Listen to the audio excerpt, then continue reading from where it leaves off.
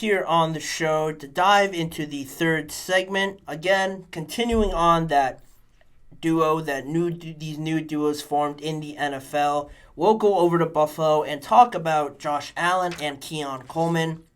Of course, the news around the NFL before the draft was that the Bills traded Stephon Diggs, and then that just sparked this whole conversation on who's going to be catching passes from Josh Allen.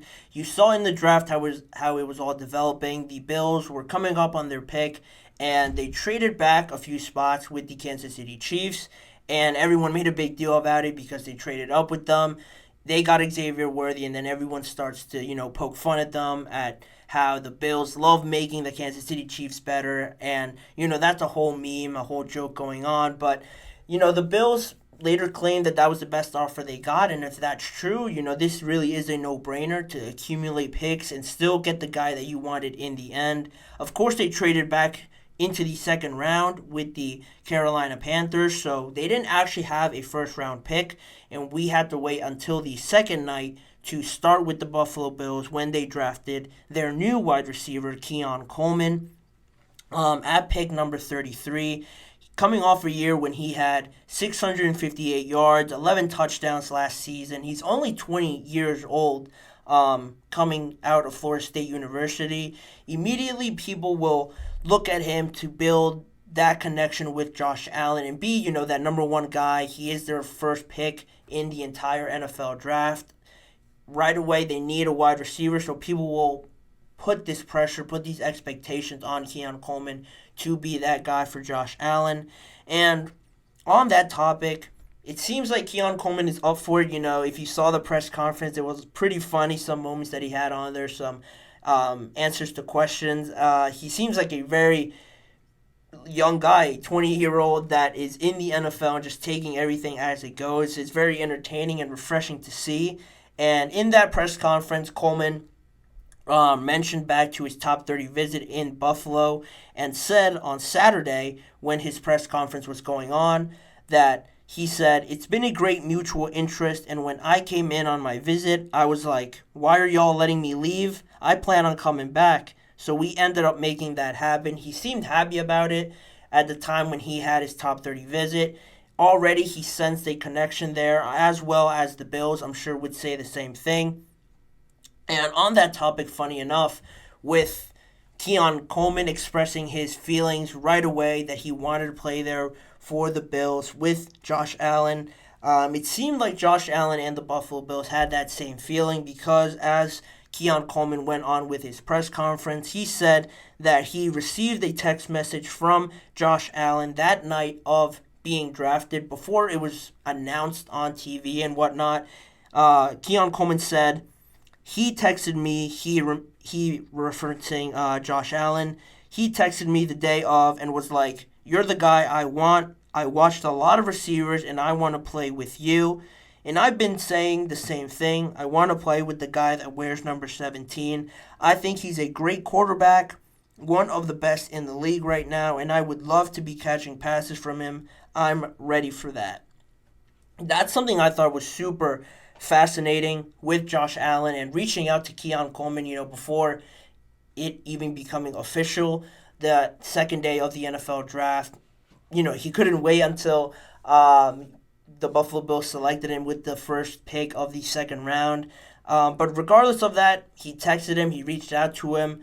I think that says a lot, not just from Josh Allen, but about the relationship and the seriousness that he is taking on with this whole situation, because on top of not having a number one wide receiver and that being the narrative, a separate narrative and something that I'm sure will build more and more momentum as the year goes on is how Josh Allen deals with the idea of, all right, you don't have an ideal roster. You might not have the receivers that you need. Maybe the running back or just the offense as a whole might not be as talented as you've had in years past. But, what are you going to do about it? If you're one of the best quarterbacks in the league, you're expected to make the most out of this and still show some sort of poise and some sort of leadership to get this team over the hump. If you're this generational type of talent to be compared with the Patrick Mahomes, the Lamar Jacksons in this era, you have to be able to do that.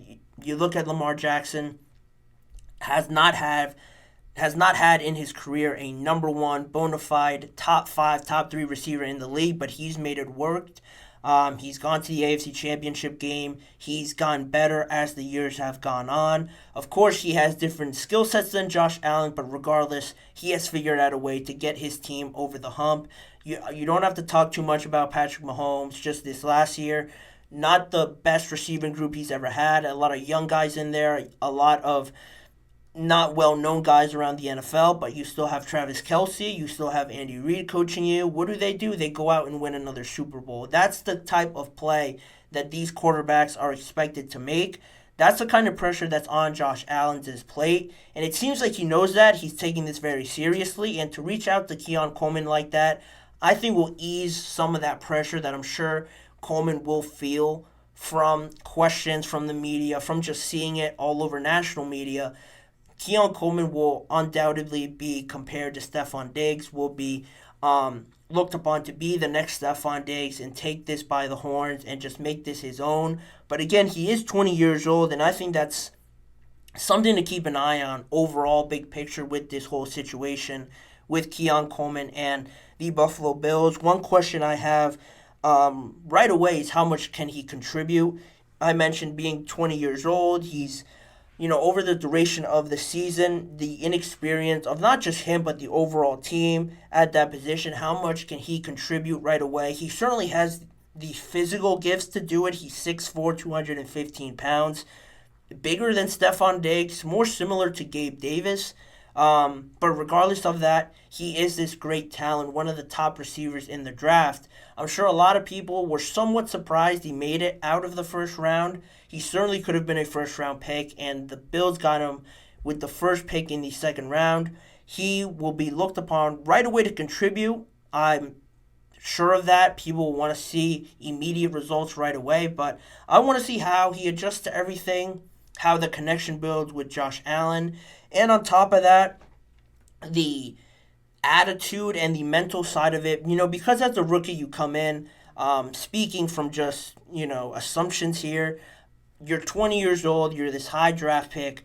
I'm sure there is some level of not wanting to step on anybody's toes, not going out there and trying not to mess up is an aspect of it. I'm sure it's a lot that a lot of rookies go through in their first couple games, their first couple practices and whatnot. But I want to see how that develops. I want to see if he goes out there trying not to make a mistake, or if he just goes out there, plays freely, takes this whole situation as his own and just takes command right away. If he's able to do that, I think the Bills will be pleasantly surprised by it. And if he's able to perform because of that, that's even better. They don't have to wait too long to have him be successful with them.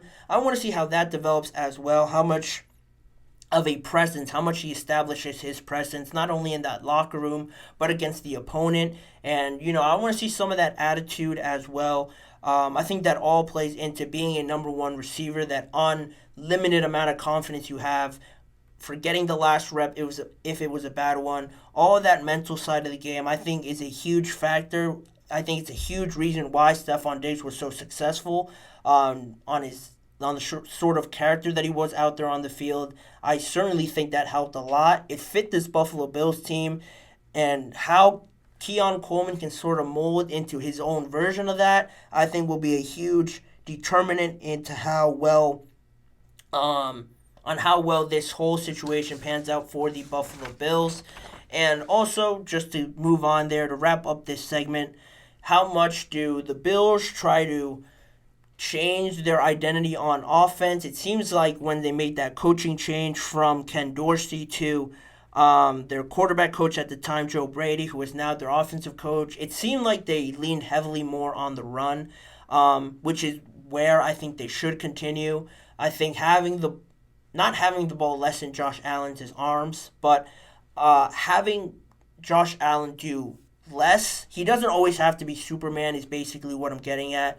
You get a little bit of that from his running ability, always not sliding, trying to gain those extra yards, those hard-fought and earned runs. He's always trying to do that, pushing forward. You get that aspect of it, but not having him throw the ball 40, 30 times, 50 times a game, I think is a direction that they went towards the end of last season, and controlling the clock will definitely make it easier for the young players that they have coming in here. Having the ball more, keeping their defense on the sidelines, all will play into transitioning these rookies, these young players into the NFL that much better. And they're not expected right away to catch 10 receptions, catch 2 touchdowns per game. Those are unrealistic expectations. And right now, the Bills, oddly enough, find themselves in a spot where all the expectations are on the Jets, are on the Dolphins, with the loss of Stephon Diggs, Gabe Davis, Tre'Davious White,